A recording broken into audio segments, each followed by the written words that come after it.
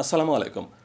ই passport related নতুন আরেকটা video নিয়ে আপনাদের সামনে চলে আসছে। আমি সোহরাব, আপনারা দেখছেন টেক প্রো সোহরাব। অ্যাকচুয়ালি আজকে হচ্ছে ই পাসপোর্ট রিলেটেড 4টা ইনফরমেশন আপনাদের সাথে শেয়ার করব। তো যাদের হচ্ছে ই পাসপোর্ট রিলেটেড প্রবলেম আছে, ভিডিওটা মিস করবেন না। চলুন ভিডিওটা শুরু করা যাক। ভিডিওটা শুরু করার পূর্বে ছোট্ট একটা রিকোয়েস্ট, আপনি যদি বর্তমানে এই ভিডিওটা ফেসবুকে দেখতেছেন, অবশ্যই ফেসবুক পেজটা ফলো করে ভিডিওটা বন্ধুদের সাথে শেয়ার করে দিন। আর যদি ইউটিউব চ্যানেলে দেখতেছেন, চ্যানেলটা সাবস্ক্রাইব করেই পাশে থাকুন। তো প্রথমেই হচ্ছে একটা গুড নিউজ দিয়ে শুরু করবো। ই পাসপোর্ট রিলেটেড একটা গুড নিউজ। আপনাদের মধ্যে যারা হচ্ছে বর্তমানে ইটালিতে আছেন তাদের জন্য স্পেসিফিক্যালি এই গুড নিউজটা, কারণ এখন থেকেই আগস্ট মাস থেকে কিন্তু আপনি ইতালিতে বসেও কিন্তু বাংলাদেশের যে ই পাসপোর্ট সেটা করতে পারছেন।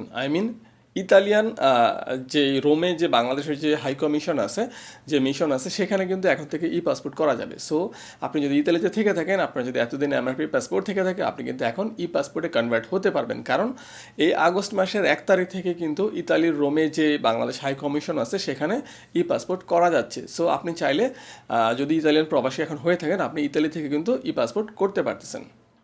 তো 2 নম্বরে যে ইনফরমেশনটা শেয়ার করবো সেটা হচ্ছে পাসপোর্ট ডেলিভারি নিয়ে। অনেকেই হচ্ছে এই জিনিসটা, আমাদের যে ফেসবুক গ্রুপ আছে সেখানে আমি দেখতেছি অনেকে এই প্রশ্নটা করে থাকেন যে ভাইয়া, আমি আমার পাসপোর্টটা আনতে যেতে পারতেছি না কোনো কারণে, এখন আমার পাসপোর্টটা অন্য কেউ কালেক্ট করতে পারবে কিনা। এখানে আবার অনেকে বলতেছেন পারবে, অনেকে বলতেছেন পারবে না। অ্যাকচুয়ালি নিয়মটা কি, যদি আপনি বিজি থাকেন, কোনো কারণে আপনি না যেতে পারেন, অবশ্যই অন্য কেউ আনতে পারবে। সেক্ষেত্রে তাকে একটা অথরাইজেশন লেটার দিতে হবে। এই অথরাইজেশন লেটারটা কীরকম হবে, কিভাবে পাবেন, কোথায় পাবেন, এখন দেখিয়ে দিচ্ছি। এই যে আপনি দেখতে পাচ্ছেন, আমি হচ্ছে আমাদের যে ফেসবুক গ্রুপ আছে সেখানে আছে, তাই না? এই যে আমাদের ফেসবুক গ্রুপের নাম পাসপোর্ট, ভিসা, এনআইডি, জন্ম নিবন্ধন, টেক প্রো সোহরাব। তো আপনি ফার্স্টই হচ্ছে এই সার্চে যাবেন, আপনার মোবাইল বা কম্পিউটার থেকে সার্চে গিয়ে হচ্ছে এই আমাদের এই চ্যানেলের নাম লিখলেও এই গ্রুপটা পেয়ে যাবেন। গ্রুপটাতে চলে আসবেন, এসে জয়েন হয়ে নেবেন গ্রুপে। তারপরে হচ্ছে গ্রুপে এই যে ফাইলের আন্ডারে যাবেন, ফাইলে ক্লিক করবেন। এখানে অনেক ধরনের ফাইল আছে, পিডিএফ ফাইল, যেগুলো আমি বলে থাকি যে গ্রুপে দিয়ে আছে। এখানে আপনি পেয়ে যাবেন যে আমি যেটা বললাম যে হচ্ছে অথরাইজেশন লেটার। আমি একটু দেখিয়ে দিই কোথায় আছে এটা। এই যে দেখুন, লেটার অফ অথরাইজেশন, এটাই হচ্ছে সেই লেটারটা যেটা আমি 2022 সালের 23শে জুন আপলোড করেছিলাম। লেটার অফ অথরাইজেশন, সেই লেটারটা আমি ওপেন করে রাখছি অলরেডি। এই যে এই লেটারটা আপনি ডাউনলোড করে নেবেন। এটা একটা পিডিএফ ফাইল, আপনি ডাউনলোড করে নেবেন। ডাউনলোড করে আপনি হচ্ছে প্রিন্ট করে নেবেন। হ্যাঁ, যদি আপনার মোবাইল ওপেন না হয় তাহলে বুঝে নেবেন আপনার মোবাইলে পিডিএফ ওপেন হচ্ছে না। সেক্ষেত্রে অ্যাডোব রিডার সফটওয়্যারটা মোবাইলে ইনস্টল করে নেবেন, তাহলে এই পিডিএফ ফাইলটা ওপেন হবে। অথবা আপনি ব্রাউজার দিয়ে গুগল ক্রোম দিয়ে ওপেন করতে পারেন, লাইক আমি যেমন ওপেন করেছি গুগল ক্রোম দিয়ে।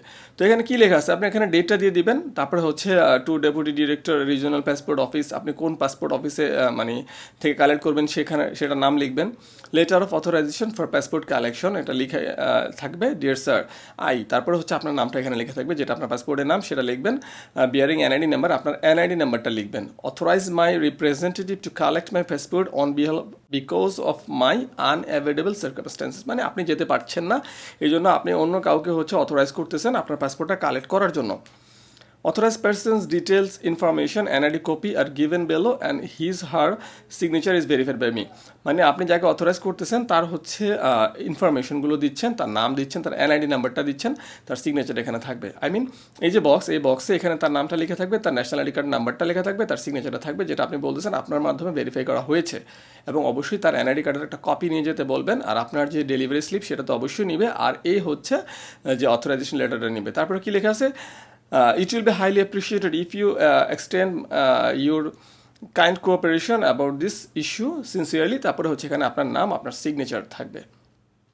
তো এই হচ্ছে অ্যাকচুয়ালি অথরাইজেশন লেটার, যেটা আমি বললাম। আমাদের যে ফেসবুক গ্রুপ আছে সেই গ্রুপে এসে আপনি হচ্ছে ফাইলসে যেতে হবে, কিন্তু ফাইলসে না গেলে কিন্তু পাবেন না। আপনি খুঁজতে থাকবেন, ডিসক্রিপশনে থাকলে কিন্তু আপনি খুঁজতে থাকবেন, আপনার টায়ার্ড হয়ে যাবেন, খুঁজতে খুঁজতে পাবেন না, কারণ এটা 2022 সালে আপলোড করা। সো ফাইলসে গেলে আপনি এখানে নিচের দিকে আসলে পেয়ে যাবেন। তো আশা করি এখন আপনি বুঝতে পারছেন অ্যাকচুয়ালি যদি আপনি বিজি থাকেন, কোনো কারণে পাসপোর্ট অফিসে যাওয়ার আপনার পক্ষে পসিবল না হয়, আপনি কীভাবে আপনার পাসপোর্টটা কালেক্ট করতে পারেন। আপনি একটা অথরাইজেশন লেটার লাগবে, যেটা আমি অলরেডি দেখিয়ে দিলাম।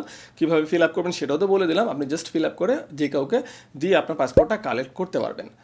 তারপরে আসি, অনেকে প্রশ্ন করে থাকেন, যেটা হচ্ছে থার্ড কোশ্চেন। এই আজকের ভিডিওর 4টা টপিক বললাম, এর মধ্যে 2টা তো হয়ে গেছে, আর এখন থার্ডটা বলছি, যেটা হচ্ছে অনেকেই প্রশ্ন করেন যে ভাইয়া আমার হচ্ছে এনআইডি কার্ড নাই, আমি হচ্ছে আমার জন্ম নিবন্ধন দিয়ে পাসপোর্ট করেছিলাম, আমি কি আমার পাসপোর্টটা হচ্ছে কোনো সংশোধন করবো না, আমি জাস্ট রিনিউ করবো, এনআইডি কার্ড ছাড়া কি রিনিউ করতে পারবো কিনা?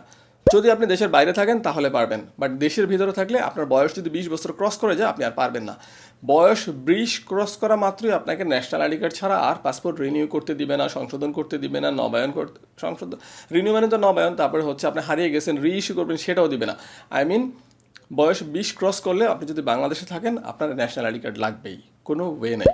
আর আপনার যদি হচ্ছে আপনি দেশের বাইরে থাকেন তাহলে একটা চান্স আছে, সেক্ষেত্রে আপনি জন্ম নিবন্ধন সার্টিফিকেট দিয়েই আপনার পাসপোর্টটা রিনিউ করতে পারবেন, কোনো প্যারা নাই। বাট দেশে থাকলে এনআইডি লাগবেই। তো সেম জিনিস অনেকে আবার বলে থাকেন আমার বয়স হচ্ছে 20-এর কম, সো আমি তো জন্ম নিবন্ধন দিয়ে করতে পারবো পাসপোর্ট, বা রিনিউ করতে পারবো বা সংশোধন করতে পারবো। এখন কথা হচ্ছে আমারটা আমার জন্ম নিবন্ধন সার্টিফিকেটটা বাংলায় আছে বা অনলাইন করা নেই, আমি কি করতে পারবো কিনা, না, তাহলেও ঝামেলা আছে। আপনার যদি বয়স 20-এর নিচে থাকে আপনার জন্ম নিবন্ধন সার্টিফিকেট দিয়ে করতে পারবেন, পাসপোর্ট রিনিউ করতে পারবেন বা পাসপোর্ট করতে পারবেন, বাট সেক্ষেত্রে অবশ্যই ইংলিশ থাকতে হবে এবং সেটা অনলাইন করা থাকতে হবে, অনলাইনে থাকতে হবে। আশা করি বুঝতে পারছেন জিনিসটা কি। জন্ম নিবন্ধনের ইস্যু গেল, এনআইডি কার্ডের ইস্যু গেল। এবার হচ্ছে লাস্ট পয়েন্ট, 4 নম্বর পয়েন্ট, যেটা আজকের ভিডিওতে আমি আপনাদের সাথে শেয়ার করবো। সেটা হচ্ছে আপনারা জানেন অ্যাড্রেস ভেরিফিকেশনের জন্য কিন্তু একটা ডকুমেন্ট দিতে হয়। তো অনেকেই আবার এটা নিয়ে কনফিউশনে আছেন যে ভাইয়া আমার নামে তো কোনো মিটার নাই, কোনো বিদ্যুৎ বিলের কাগজ তো আমার নাম লেখা থাকে না, পাসপোর্ট তো আমার বাবার না, বাট বিদ্যুৎ বিলের কাগজে তো বাবার নাম লেখা, শুধু আপনার বাবার নাম না, আপনার দাদার নামও যদি থাকে সমস্যা নেই। ওটা হচ্ছে অ্যাড্রেসটা ভেরিফাই করতেছে যে এই অ্যাড্রেসটা আপনার কিনা, সেটাই হচ্ছে মেন কথা। বিদ্যুৎ বিলের কপিটা আপনাকে একটা ফটোকপি করে দিতে হবে এবং সেই অ্যাড্রেসটা আপনার অ্যাড্রেস হইতে হবে, সেটা হচ্ছে মেন কথা। সেই বিদ্যুৎ বিলের কাগজে আপনার নাম লেখা থাকবে এমন কোনো কথা নাই, এটা ম্যান্ডেটরি না, বাট ওই কাগজটা লাগবে আপনার অ্যাড্রেসটা ভেরিফিকেশনের জন্য। আশা করি জিনিসটা বুঝতে পারছেন, একদম সিম্পল একটা জিনিস।